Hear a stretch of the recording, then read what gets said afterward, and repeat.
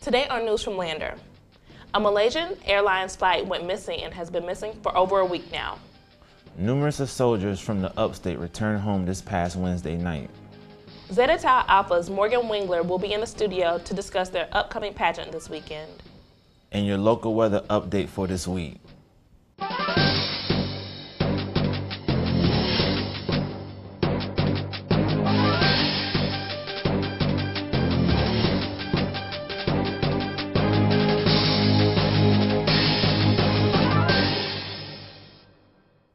Hello, and thank you for joining us with the news from Lander University. I'm Amina Galadima.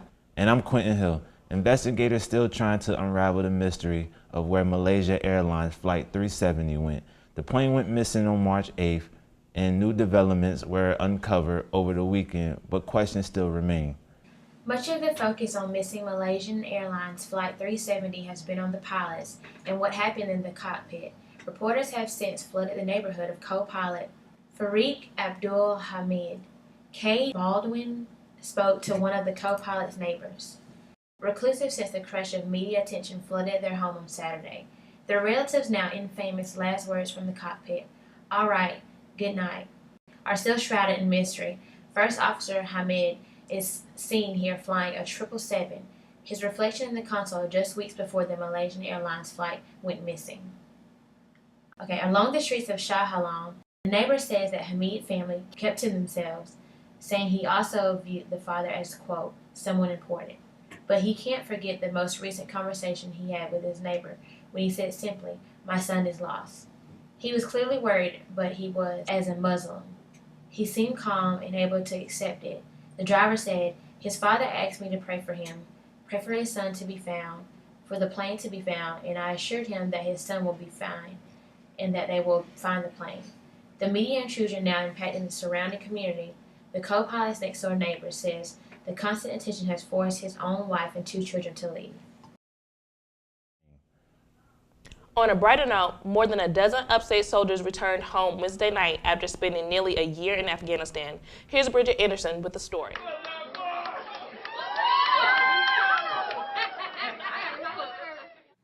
Relatives, friends, and even strangers cheerfully welcomed more than a dozen National Guardsmen and women last night. I'm just overwhelmed right now. I'm happy to be home, happy to be with my family. Karen Lynn has 3 children serving in the military. She welcomed her son Chris Botson home last night. I just can't wait for them all to be home with their families where they need to be. Although Lynn is happy for her son to be home, she worries about his future with proposed military cuts that could affect his family. I mean, they're risking their life for all of us. And now they're talking about cutting the health care, cutting this, cutting that, and I don't think that's fair.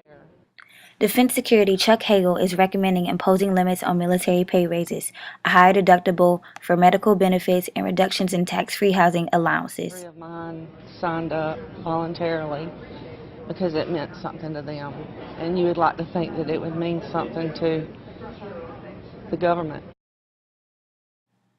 President Barack Obama has plans to withdraw all troops from Afghanistan if a security pact between the 2 countries isn't signed. The Miss Pretty in Pink pageant hosted by the Zeta Tau Alpha fraternity is taking place on Saturday, March 22nd at 2 p.m. The pageant is raising funds for breast cancer education and awareness. Morgan Wingler, a Zeta Tau Alpha at Lander, is here to talk more about the pageant and how you can help participate. Let's go to Amina with Morgan now. And now we have Morgan from Zeta Tau Alpha fraternity to tell us a little bit about Miss Pretty in Pink pageant. Hey Morgan. Hello. Can you tell us a little bit about the pageant?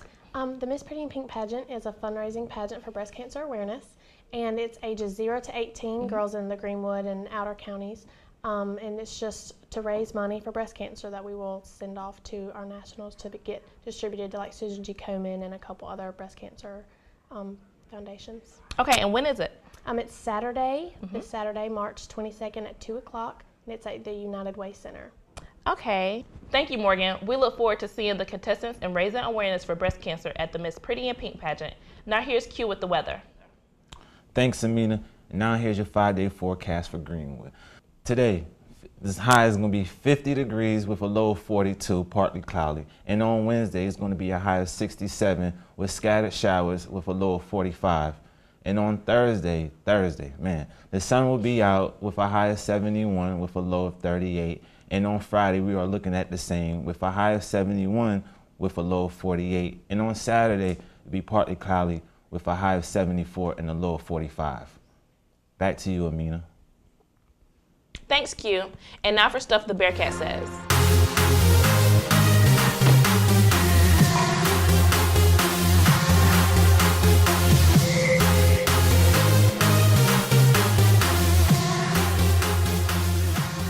Really, Lander, who are you promoting?